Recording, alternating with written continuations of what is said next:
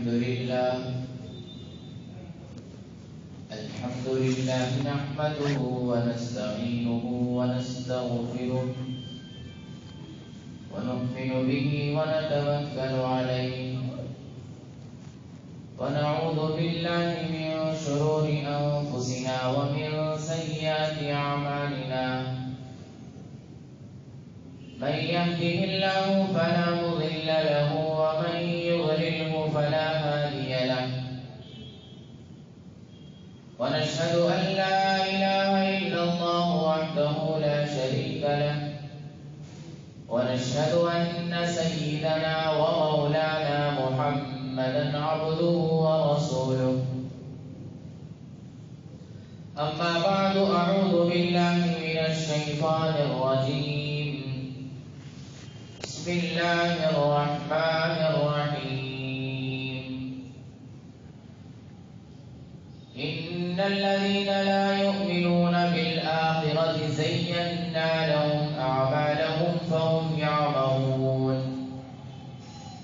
آمنت بالله صدق الله مولانا العظيم وصدق رسوله النبي الكريم ونحن على ذلك لمن الشاهدين والشاكرين اللهم صل على سيدنا محمد وعلى آل محمد وبارك وسلم اللهم صل على سيدنا محمد وعلى آل محمد وبارك وسلم اللهم صل على سيدنا محمد وعلى آل محمد وبارك وسلم. شروع اس اللہ رب العزت کے نام سے جو بڑا مہربان اور بار بار رحم کرنے والا ہے.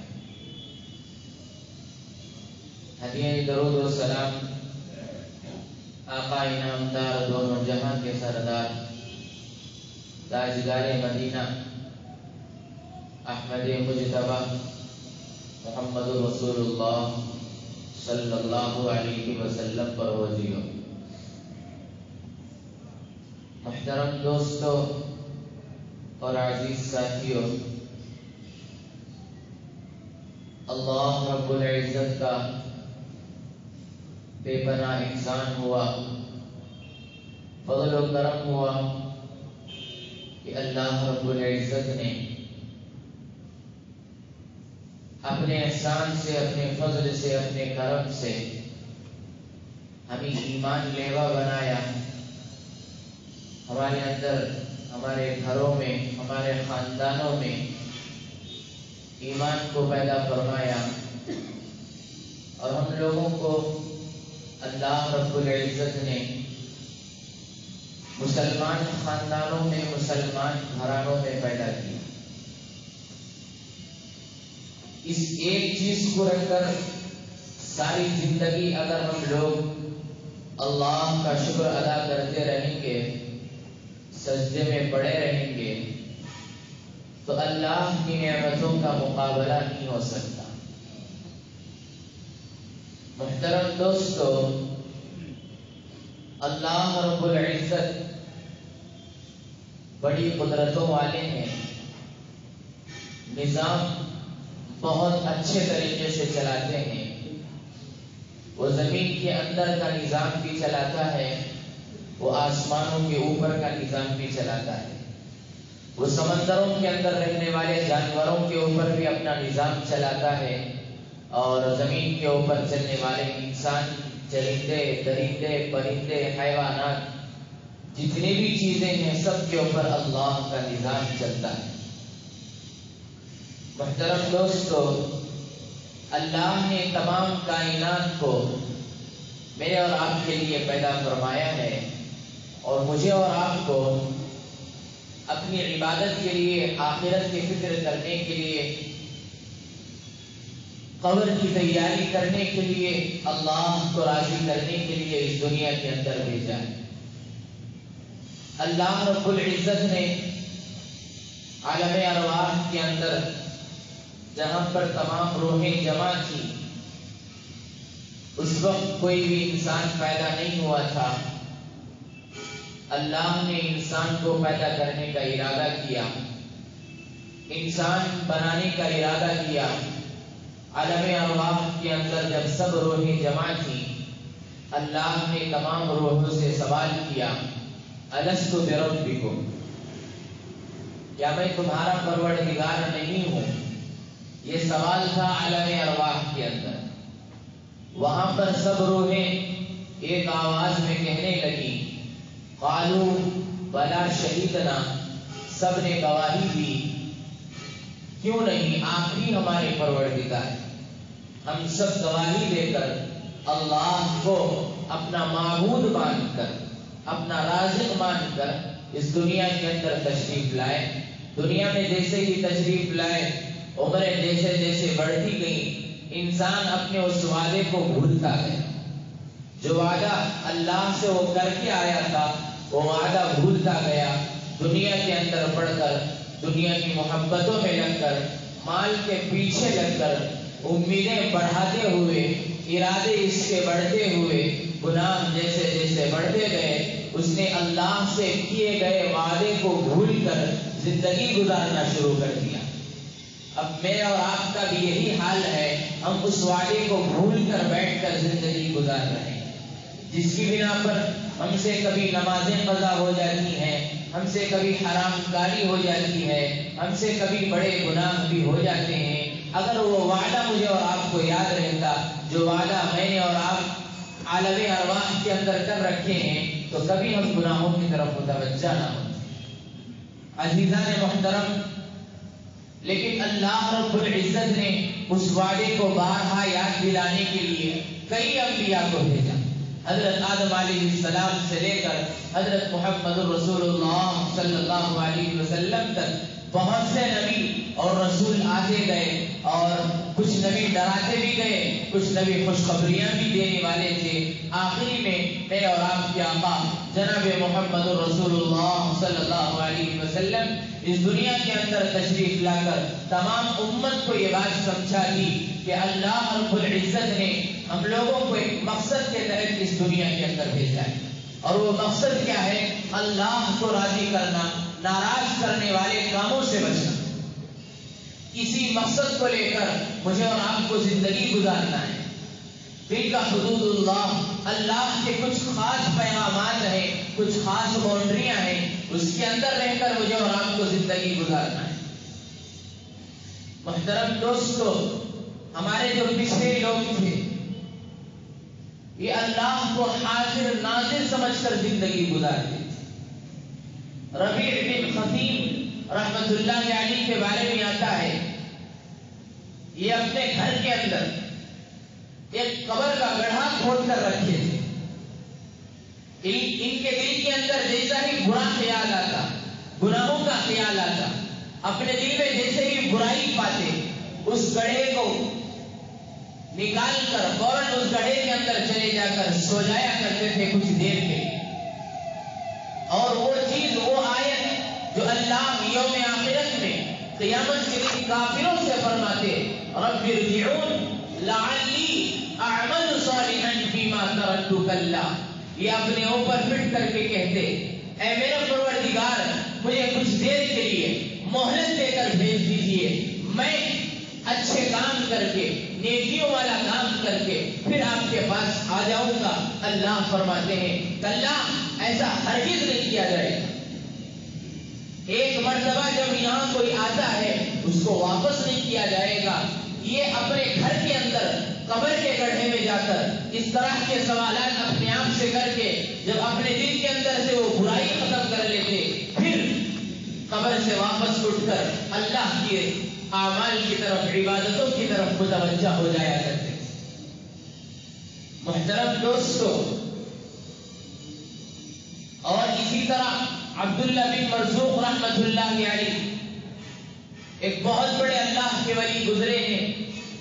اللہ کے ولی بننے سے پہلے ان کی زندگی لہو و لعب میں، شراب نوشی میں، ایسی چیزوں کے اندر مبتلا تھی۔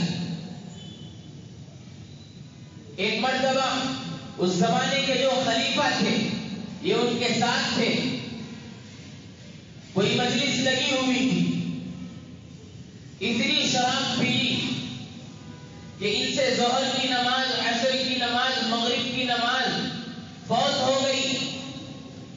نشے کی حالت میں انہوں نے گزار دیا، سو کر رہتے، لیکن ہر نماز کے وقت ان کی باندھی ان کو آواز دے کر پکارا کرتی تھی، جگایا کرتی تھی، بیدار کیا کرتی تھی، اٹھایا کرتی تھی کہ اے امیر المؤمنین، اے میرے مالک اٹھو، نماز کا وقت ہو چکا ہے، نماز کا وقت ہو چکا ہے.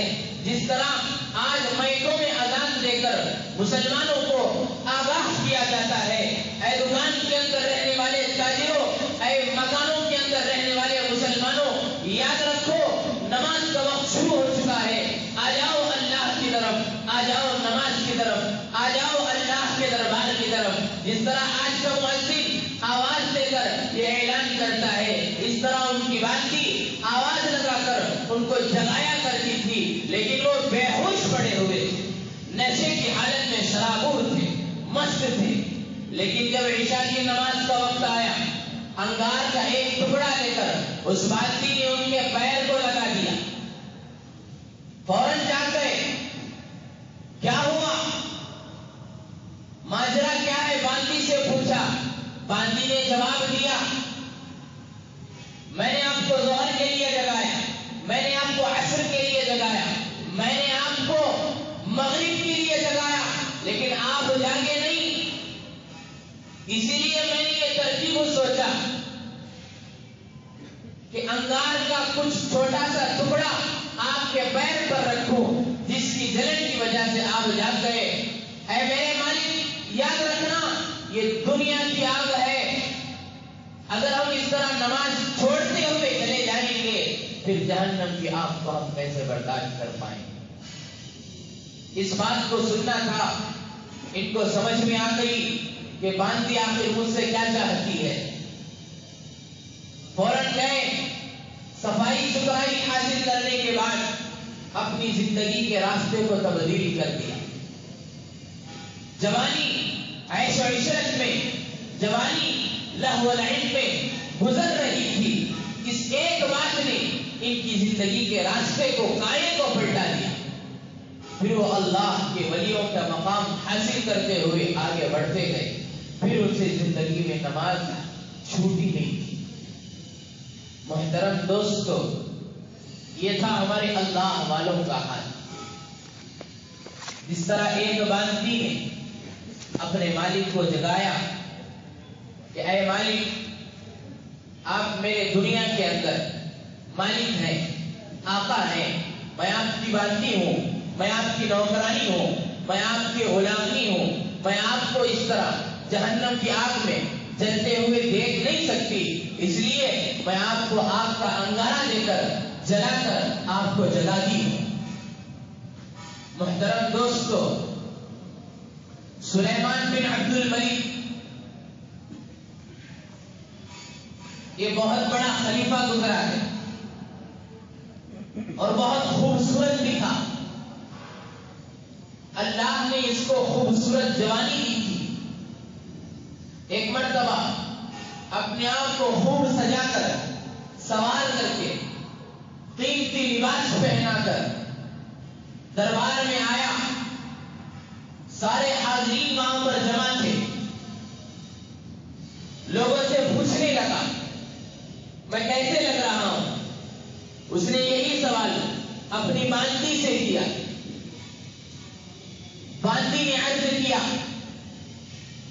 اس نے اس وقت 2 شعر پڑھے. شعر کا ترجمہ، شعر کا مفہوم میں آپ کے سامنے بتانا چاہتا ہوں. اے میرے مالک، اے آقا، آپ بہت ہی خوبصورت ہیں. اگر آپ کی یہ خوبصورتی ہمیشہ رہتی تو کیا ہی اچھا ہو. آپ کے اندر کوئی عیب نہیں سوائے اس کے کہ آپ فانی ہیں، فنا ہونے والے ہیں. اگر آپ ہمیشہ رہنے والے ہوتے تو کیا ہی اچھا ہوتا. آپ کا یہ جوڑا بہت خوبصورت ہے. اے کاش آپ کے اوپر ہمیشہ ایسا خوبصورت جوڑا رہتا تو کیا ہی اچھا ہوتا. اس بات کو سن کر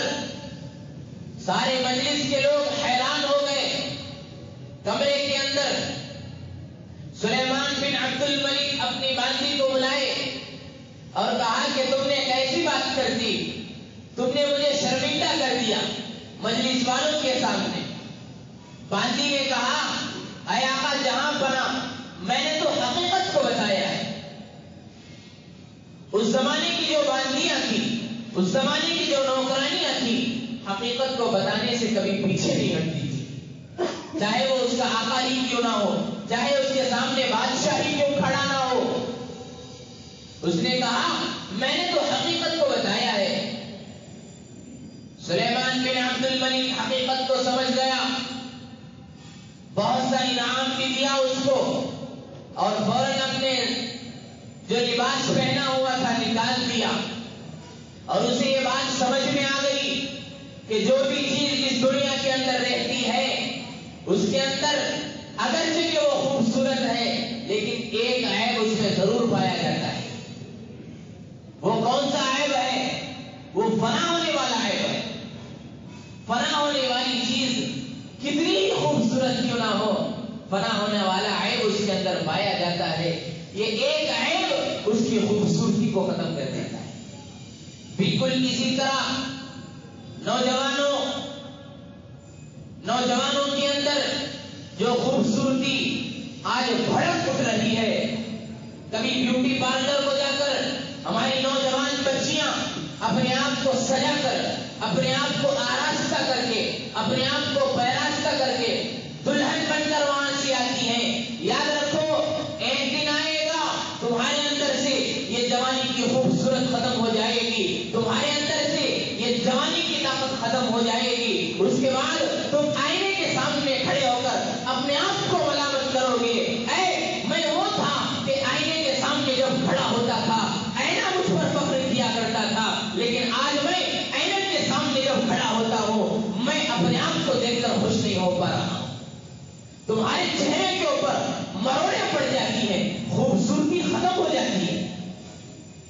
تو اس خوبصورتی پر فخر مت کرو، نازیبا انداز سے استعمال میں بتاؤ، دوسروں کے سامنے جا کر فخر مت کہو دیکھو میری جوانی کا کیا عالم ہے۔ ایک دن آئے گا تمہاری جوانی بھی ختم ہو جائے گی، تمہارا بڑھاپا بھی مٹی کے اندر مل جائے گا، اس وقت کیا کرو گے؟ مسلمان جو کام کرتا ہے مستقبل کا دیکھ کر کام کرنا چاہیے کہ اس کام کے کرنے سے مستقبل میں مجھے کیا فائدہ ہوگا، آگے مجھے اس کا کیا اجر ملے گا۔ اگر مستقبل میں دیکھ کر مسلمان کام کرے گا بڑے بڑے خساروں سے وہ اپنے آپ کو بچا لے گا۔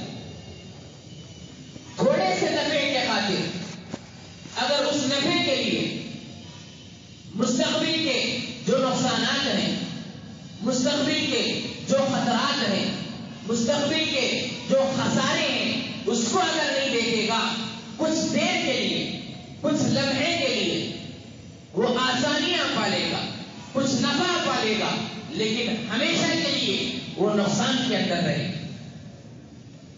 مسلمانوں کا جو کام ہے آگے کا کام دیکھ کر کرنا ہے کہ اس کام کو کرنے سے آگے چل کر مجھے کتنا فائدہ ہوگا، مستقبل میں مجھے کتنا فائدہ ہوگا، کتنا نفع ہوگا۔ محترم دوستو، حدیث پاک میں آتا ہے اللہ کے رسول صلی اللہ علیہ وسلم نے ایک مثال دے کر ارشاد فرمایا کہ ایک آدمی کے 3 بھائی تھے، تو اس آدمی کے ساتھ ملا کر پورے کتنے ہوئے؟ 4 ہو گئے۔ بڑا بھائی، دوسرا بھائی، تیسرا بھائی۔ جو یہ بھائی تھا موت کی حالت اس کی ہو گئی، نزع کی حالت چل رہی ہے۔ اس نے اپنے بڑے بھائی کو بلا کر کہتا ہے بھائی جان آپ تو ہمارے سرپرست ہیں، آپ تو ہم سے بڑے ہیں، میں چاہتا ہوں میرے مرنے کے بعد آپ میرے ساتھ دفن کرنے میں شریک رہیں، قبر میں بھی ساتھ آ جائیں۔ بڑا بھائی کہتا ہے، اے میرے چھوٹے بھائی، میں معذرت چاہتا ہوں، میں وہاں تک آپ کے ساتھ نہیں آ سکتا، میں صرف آپ کی روح رہنے تک، آپ کے جسم کے اندر جان رہنے تک آپ کے پاس بیٹھا رہوں گا۔ آپ کی جان جیسے ہی نکل جائے گی جسم کے اندر سے، آپ کی روح جیسے ہی نکل جائے گی، میں آپ کا ساتھ چھاڑ دوں گا، آپ کے ساتھ نکل کر دوسروں کے پاس چلا جاؤں گا۔ وہ مایوس ہو کر دوسرے بھائی کو بلاتا ہے، اس سے بھی یہی بات کرتا ہے کہ میں اور آپ مل کر ایک ساتھ کھیلے ہیں، ایک ساتھ زندگی گزارے ہیں، ہم نے بہت سے راز آپس میں ظاہر کر دیے۔ بھائی، جب میرا انتقال ہو جائے، میرے ساتھ قبر میں بھی آپ ساتھ آ جانا، ہم وہاں بھی مل کر رہیں گے۔ دوسرا بھائی عرض کرتا ہے، میرے بھائی مجھے معاف کرنا، میں معذرت چاہتا ہوں، میں آپ کے ساتھ رہوں گا جب تک آپ کی روح آپ کے جسم سے نہیں نکلتی، اور میں آپ کے ساتھ رہوں گا، آپ جب تک آپ کو نہلائے گا نہیں، دفنائے گا نہیں، میں اس وقت آپ کے ساتھ رہوں گا۔ لیکن جب آپ کو دفنا دیا جائے گا، میں وہاں سے واپس آ جاؤں گا۔ بھائی مایوس ہو جاتا ہے۔ اس نے پھر اپنے چھوٹے بھائی کو بلا کر عرض کیا، مجھے امید ہے کہ کم سے کم آپ تو میرے ساتھ آئیں گے، قبر میں بھی ساتھ آؤ۔ اس نے عرض کیا، اے میرے بڑے بھائی، میں آپ کے ساتھ آپ کی روح نکلنے تک رہوں گا، نہلانے کے ساتھ بھی رہوں گا، دفنانے والوں کے ساتھ بھی رہوں گا، آپ کے ساتھ قبر میں بھی آؤں گا۔ اس کی اس بات کو سن کر وہ مطمئن ہو جاتا ہے۔ اللہ کے رسول صلی اللہ علیہ وسلم نے صحابہ کرام سے سوال کیا، اے میرے صحابہ، بتاؤ یہ تین بھائی کون تھے؟ صحابہ کرام نے عرض کیا، اللہ ورسولہ اعلم، اللہ اور اس کے رسول بہتر جانتے ہیں۔ اللہ کے رسول صلی اللہ علیہ وسلم نے ارشاد فرمایا، پہلا بھائی جس کو بڑا بھائی کہا جاتا ہے، اس کے سامنے جب بلا کر کہا، بھائی میرے ساتھ قبر میں آؤ، اس نے کہا، میں تمہارے ساتھ قبر تک بھی ساتھ نہیں آ سکتا، میں تمہارے ساتھ تمہاری روح نکلنے تک رہوں گا۔ یہ ہے اس کا مال، تمہاری روح کے نکلنے تک تمہارا مال تمہارے پاس رہے گا۔ روح جیسے ہی تمہارے اندر سے نکل گئی، وارثوں کے اندر یہ تقسیم ہو جائے گا، میراث والوں کو ان کا حصہ مل جائے گا۔ آج کل تو دیکھا جا رہا ہے، ابھی باپ ایسیوں کے اندر داخل ہوا، ابھی باپ بیمار ہوا، لڑکے لوگ لڑنا شروع کر دیے۔ لڑائی اس بات کی، فلاں محلے کے اندر جو گھر ہے وہ میرا، فلاں گاؤں کے اندر جو زمین ہے وہ میری، ابا کے اکاؤنٹ میں جتنے پیسے ہیں وہ میرے۔ خاندان انہی لڑائیوں کی وجہ سے تباہ و برباد ہو رہے ہیں۔ اور کچھ رشتے ایسے بھی ہیں جو بچپن سے لے کر باپ کے زندہ رہنے تک مل کر زندگی گزارے، لیکن باپ کے جانے کے بعد ان کے اندر کچھ ایسی لڑائیاں پیدا ہو گئیں، اللہ معاف کرے، یہ پھر بھائیوں کے مرنے کے بعد ہی ان کے گھرانوں پر حاضر ہوتے ہیں۔ اس وقت تک ان کے درمیان بغض و عناد، لڑائیاں، جھگڑے، فسادات چلتے رہتے ہیں۔ بڑا ہے تو وہ چھوٹوں پر ظلم کرتا ہے، لڑکے ہیں تو وہ بہنوں پر ظلم کرتے ہیں۔ میراث کا جو حق ہے لڑکیوں کے لیے بھی ہے، لڑکوں کے لیے بھی ہے، البتہ لڑکوں کے لیے کچھ زیادہ ہے، لڑکیوں کے لیے ان کے مقابلے میں کم ہے، لیکن حق ضرور ہے. ایسا کبھی نہیں کہنا کہ ہمارے باپ نے تمہاری شادی کر دی، تم کو ہمارے گھر سے الگ کر دیا، تمہارا اس مال پر کوئی حق نہیں. اگر تم اس کا حق دبا کر ایک لقمہ بھی کھاؤ گے، یاد رکھنا اگر اس ایک لقمے سے آپ کے جسم کا کوئی ایک حصہ بن گیا، خون بڑھ گیا یا جسم کا لوتھڑا بڑھ گیا، یہ حصہ جنت کے اندر داخل نہیں ہوگا. اسی لیے حقوق والوں کے حقوق 100% ادا کرنے. اللہ کے وہ حقوق ہیں، اللہ سے اگر معافی مانگ لیں گے، توبہ کر لیں گے، امید ہے اللہ کی ذات پر وہ معاف کر دیں گے. لیکن جو لوگوں کے حقوق ہیں، بہنوں کے، بھائیوں کے، پڑوسیوں کے، رشتہ داروں کے، دکان والوں کے، مکان والوں کے، دوستوں کے، احباب کے، جتنے بھی جو حقوق ہیں، اس کے حقوق جب تک تم ادا نہیں کرتے اس وقت تک ادا نہیں ہوتے. اور تم رات بھر بیٹھ کر توبہ بھی کر لو، گناہ معاف ہو جائے گا. اس بات کو یاد رکھو، گناہ معاف ہو جائے گا. مثال، کوئی آدمی کسی کے یہاں جا کر چوری کر کے آیا اور وہ اللہ سے توبہ کر لیا، اللہ اس گناہ کو معاف کر دیں گے، چوری والے گناہ کو معاف کر دیں گے. لیکن جس چیز کی یہ چوری کیا ہے، جب تک یہ چوری کا مال واپس نہیں کرتا اس وقت یہ وہی رہتا ہے، اس کے نام اعمال.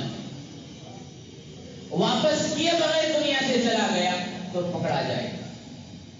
تو میرے محترم دوستو، اللہ کے رسول صلی اللہ علیہ وسلم نے ارشاد فرمایا، جو بڑا بھائی تھا اس نے جو آنے سے انکار کیا، وہ اس کا مال، اس کی جائیداد، اس کی زمینیں، اس کے گھر، اس کی بلڈنگیں، سانس رہنے تک آپ کا، سانس کے جانے کے بعد کسی اور کا. دوسرا بھائی وہ ہے اس کے رشتہ دار، اس کے دوست، اس کے احباب، جنہوں نے کہا کہ ہم قبر تک آپ کے ساتھ آئیں گے، دفنانے کے بعد واپس آ جائیں گے. آج ان رشتہ داروں کے خاطر، ان دوستوں کے خاطر ہم کتنے گناہوں کے اندر مبتلا ہوتے ہیں. دوست انسان، دوستوں کے خاطر ہم اللہ کو ناراض کر بیٹھتے ہیں. آپ کے مرنے کے بعد کوئی دوست آپ کے قبر میں نہیں آئے گا. تیسرا بھائی جس نے کہا کہ میں آپ کے ساتھ قبر میں بھی آؤں گا، وہ ہیں ہمارے اعمال. اعمال اچھے ہوں یا برے، ضرور ہمارے ساتھ قبر میں آئیں. تو یہی ہمارا حقیقی ساتھی ہے. اعمال ہمارے جیسے رہیں گے، قبر کے اندر ہمارا حساب ویسا کیا جائے گا. حضرت مولانا شاہ عبد العزیز محدث دہلوی رحمۃ اللہ علیہ کے زمانے کا واقعہ ہے. یہ علماء بھی بارہا سناتے ہیں. اس زمانے کے اندر ایک مسافر اس راستے سے گزر رہا تھا. اس راستے میں ایک شخص کا آخری وقت آ گیا، نزے کی حالت آ گئی. وہ اس کے ساتھ رہا، تجہیز و تکفین میں بھی ساتھ دیا، دفنانے کے اندر بھی ساتھ دیا. قبر میں اتر گیا. دفنا کر جب وہ واپس آیا، اس کی کوئی ضروری چیز، پرس جس کے اندر سارے پیسے تھے، اس نے اپنے جیب کے اندر سے غائب پایا. ادھر ادھر ڈھونڈا، پریشان ہو گیا. اسے یہ بات سمجھ میں آئی، میں قبر میں اترا تھا، شاید وہیں وہ گر گیا ہوگا. تو اس نے جا کر قبر کھودا. قبر کھودنے کے بعد وہ کیا دیکھتا ہے؟ آگ کے فوارے، آگ کے انگارے اس کے قبر سے جل رہے ہیں. اس کی تھوڑی سی جلن اس کے انگلی پر لگی، پورے ہاتھ پر نہیں، صرف انگلی پر.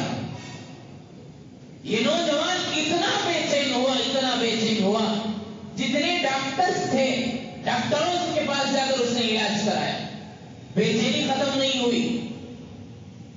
حکیموں کے پاس جا کر اس کا علاج کرایا, بے چینی ختم نہیں ہوئی. ابھی مدت گزر گئی, اسی بے چینی کے ساتھ وہ زندگی گزار رہا ہے. کسی نے اس کو مشورہ دیا دہلی جاؤ, وہاں پر بہت بڑے محدث ہیں جن کا نام شاہ عبد العزیز محدث دہلوی ہے, ان سے ملاقات کرو, ان سے رائے مشورہ لو. سفر کر کے وہاں پر گیا, ملاقات کیا حضرت سے, اس نے اپنا سارا واقعہ بیان کیا. حضرت نے عرض کیا, اے نوجوان, یہ جو آگ لگی ہوئی ہے یہ دنیا کی آگ نہیں ہے, یہ قبر کی آگ ہے, یہ جہنم کی آگ ہے. جہنم کی آگ جب کسی کے ہاتھ پر لگ جاتی ہے اس کی بے چینی اتنی بڑھ جاتی ہے, سارے ڈاکٹرز مل کر اس کا علاج نہیں کر سکتے, حکیم مل کر اس کا علاج نہیں کر سکتے. نوجوان نے عرض کیا, پھر میں کس کے پاس جا کر اس کا علاج کراؤں, مجھے بہت زیادہ تکلیف ہو رہی ہے. حضرت جی نے عرض کیا, اس کا علاج صرف ایک چیز کے اندر رکھا گیا ہے. وہ کس چیز کے اندر؟ فرمایا شاہ عبد العزیز محدث دہلوی رحمۃ اللہ علیہ نے, نوجوان اپنے گناہوں سے توبہ کرو, اپنے گناہوں سے استغفار کرو, اللہ جو ہم سے ناراض ہے اس کو راضی کرو, اور ان گناہوں کی بدولت, شرمندگی کی بدولت, اس استغفار کی بدولت, اس توبے کی بدولت, اس ماضی کے گناہوں کی بدولت, آنکھوں سے جو تمہارے آنسو جاری ہوں گے اس ایک آنسو کے قطرے کو اپنے اس ایک انگلی پر رکھ دو, انشاءاللہ یہ تمہارے آپ کو اور تمہارے اس جلن کو ختم کر دے گا. کیوں؟ حدیث پاک میں آتا ہے, جو آدمی اللہ کے خوف سے دنیا کے اندر روتا ہے جہنم کی آگ اس پر حرام کر دی جاتی ہے. وہ نوجوان اپنے گناہوں سے توبہ کر کے جب اس کے آنسو نکلتے ہیں, ایک قطرہ لے کر اس کی انگلی پر جب ڈالتا ہے, فوراً اس کی بے چینی, اس کا جلن ختم ہو جاتا ہے. تو میرے محترم دوستو, آج وقت ہے ہمارے پاس جہنم کی آگ کو بجھانے کے لیے, قبر کی آگ کو ٹھنڈا کرنے کے لیے, نیک اعمال کرنے کے لیے, نمازوں کی پابندی کرنے کے لیے. آج میرے اور آپ کے پاس وقت ہے. کل ہم نماز پڑھنا چاہیں گے لیکن ہمارے کمریں نہیں جھکیں گی, ہم سجدے میں جانا چاہیں گے, ہم سجدہ کر نہیں پائیں گے. یہ دنیا ایک مسافر خانہ ہے جیسا کہ ہم اور آپ جانتے ہی ہیں. ایک واقعے کو بتا کر اپنی بات کو ختم کر دیتا ہوں. اس واقعے کا سبق حاصل کرو.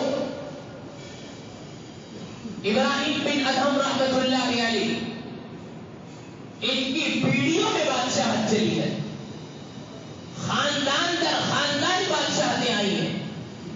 ان کے باپ بھی بادشاہ, دادا بھی بادشاہ, پردادا بھی بادشاہ, ایسے کئی پیڑھیاں بادشاہ سے گزر کر آئی ہیں. اور یہ خود بادشاہ, بہت بڑا محل تھا ان کا. ایک رات مجلس لگی ہوئی تھی, اہم امیر آئے ہوئے تھے, وزراء آئے ہوئے تھے, سارے لوگوں کے ساتھ ان کی میٹنگ ہو گئی تھی. بادشاہ محل کے اندر موجود, تمام دروازوں پر حفاظت کرنے والے سپاہی موجود ہیں. اچانک ایک آدمی داخل ہو جاتا ہے. لوگ اسے رکاتے ہیں, وہ رکتا نہیں. وہ کہتا ہے, میں نے سمجھا یہ سرایہ ہے, مسافر خانہ ہے, میں یہاں رات گزار کر پھر صبح چلے جاتا ہوں. جو حفاظت پر کھڑے ہوئے لوگ تھے انہوں نے کہا کہ تم کہیں بیوقوف تو نہیں ہو, دیوانے ہو گئے ہو, بادشاہ کا یہ محل ہے, ایسے ہی تم کیسے داخل ہو گئے؟ اس نے عرض کیا, یہ مسافر خانہ ہے, یہاں پر رکنا میرا حق ہے. یہ ان کا جھگڑا چل رہا تھا. اچانک بادشاہ کی نظر اس مسافر پر پڑ جاتی ہے.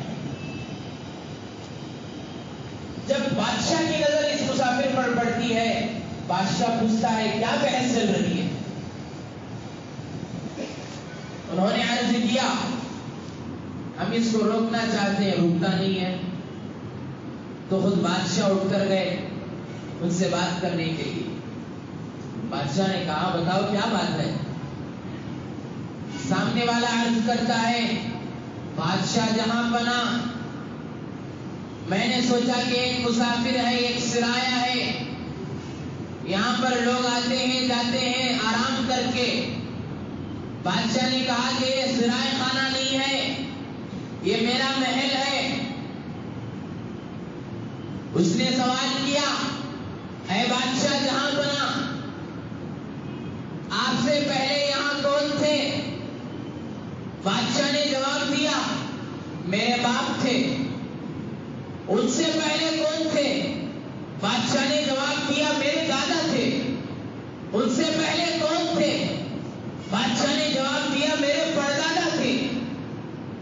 اس نے حضرت ابراہیم بن ادھم رحمۃ اللہ علیہ کو اس طریقے سے سمجھایا آپ سے پہلے آپ کے باپ تھے، اب آپ ہیں.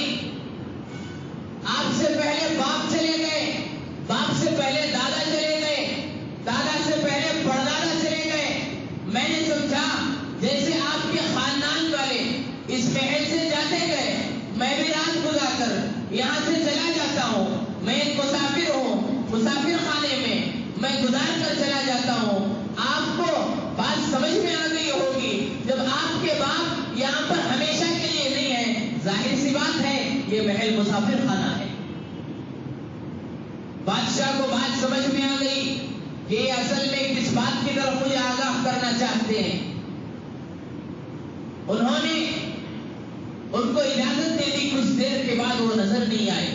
حقیقت میں وہ اللہ کے فرشتے تھے جو ان کو بات سمجھانے کے لیے آئے تھے. ساری رات حضرت ابراہیم بن ادھم رحمۃ اللہ علیہ سوچتے رہے، نیند کے اندر نہیں گئے، ساری رات جاگتے رہے. اس کے بعد اپنی ساری بادشاہت کو دوسروں کے قبضے میں دے کر اللہ والوں کی مجلسوں کے اندر جا کر اپنی زندگی کو تبدیل کر دی. ان کو یہ بات سمجھ میں آ گئی محل کے اندر جب میرا باپ نہیں رہا، جب میرے دادا نہیں رہے، جب میرے پردادا نہیں رہے، ظاہر سی بات ہے ایک وقت آئے گا میں بھی اس محل کے اندر نہیں رہوں گا، کوئی اور مجھ سے یہ محل لے لے گا. جب یہ محل مجھ سے چلا جائے گا اس کے پیچھے میں اپنی زندگی کو برباد نہیں کروں گا، اللہ کو راضی کرنے کے لیے تمام کام کروں گا. ایک بادشاہ بہت ہی خوبصورت شاندار محل تیار کیا. جب محل تیار ہو گیا سارے گاؤں والوں کو اس نے دعوت دی، ایک دیکھنے کے لیے، دوسرا کھلانے کے لیے دعوت دی. سارے لوگ آئے، تعریفوں کو تعریف کرنے لگے. ایک اللہ والے بھی آئے گھس کر، کسی نے کوئی آگ نہیں نکالا. اللہ والے نے کہا کہ اس کے اندر مجھے 2 عیب دکھتے ہیں. سب لوگ حیران ہیں، ارے بادشاہ اتنی دنوں سے اتنی محنت کر کے اتنا خوبصورت محل کلیسا تیار کیا ہے اور گاؤں والوں میں سے کسی کو بھی کوئی عیب نظر نہیں آیا، آپ بوڑھے آدمی کو 2 عیب کیسے نظر آ گئے؟ بادشاہ کے سامنے اس بوڑھے کو پیش کیا گیا. اس بوڑھے آدمی نے عرض کیا بادشاہ جہاں پناہ اس کے اندر 2 عیب ہیں. بادشاہ نے پوچھا وہ کیا ہے؟ ایک، آپ اس میں ہمیشہ نہیں رہیں گے، پہلا عیب. دوسرا عیب محل ہمیشہ نہیں رہے گا. بات سمجھ میں آ گئی اور اس وقت وہاں سے فوراً نکل گئے. اس واقعے سے آج کے لوگوں کو یہ سبق ملتا ہے، ساری زندگی کی کمائی، ساری زندگی کی محنت ڈال کر جس گھر کے پیچھے ہم لگاتے ہیں، جس اولاد کے لیے ہم لگاتے ہیں، یاد رکھو وہ اولاد بھی اس گھر میں ہمیشہ نہیں رہے گی، وہ گھر بھی ہمیشہ نہیں رہے گا اس زمین پر، اور خود بنانے والا بھی اس زمین پر ہمیشہ نہیں رہے گا. جب ہمیں جانا ہی ہے تو اللہ کو راضی کر کے جانا ہے. گھر بنانا غلط کام نہیں. پھر یہ نہیں بولنا حضرت بولتا رہے گھر اس کے بعد کبھی بھی نہیں بنانا. باقاعدہ بناؤ. حدیث پاک کے اندر آتا ہے آدمی کے لیے کچھ ایسی چیزیں ہونا ضروری ہیں جیسے عافیت کا ایک گھر. عافیت کے گھر کا مطلب مہمان جب آپ کے گھر آئے وہ آرام سے رہ کر آرام سے جا کر اپنے مقام پر پہنچ جائے. عافیت کے گھر کا مطلب یہ ہے ساری ضرورتیں آپ کی اس گھر کے اندر پوری ہو جاتی ہیں. اس کا یہ مطلب نہیں کہ اس عافیت والے گھر کے پیچھے پڑ کر ہم حرام کاری کے اندر مبتلا ہو جائیں, ہم سودی کاروبار کے اندر مبتلا ہو جائیں, جس کے پیچھے پڑ کر گھر کے پیچھے, دکان کے پیچھے, مکان کے پیچھے پڑ کر ہم اللہ کو ناراض نہ کریں. اللہ کو راضی کرتے ہوئے سارا کام خرید لیں, اللہ آپ سے راضی رہے. کریں گے انشاءاللہ. بس میں انہی چند باتوں پر اپنی بات کو ختم کرتا ہوں. آمین وآخر دعوانا ان الحمدللہ رب العالمین. جو حضرات سنتیں نہیں پڑھے ہیں سنتیں پڑھ لیں, جو پڑھ چکے ہیں درود شریف کی کثرت میں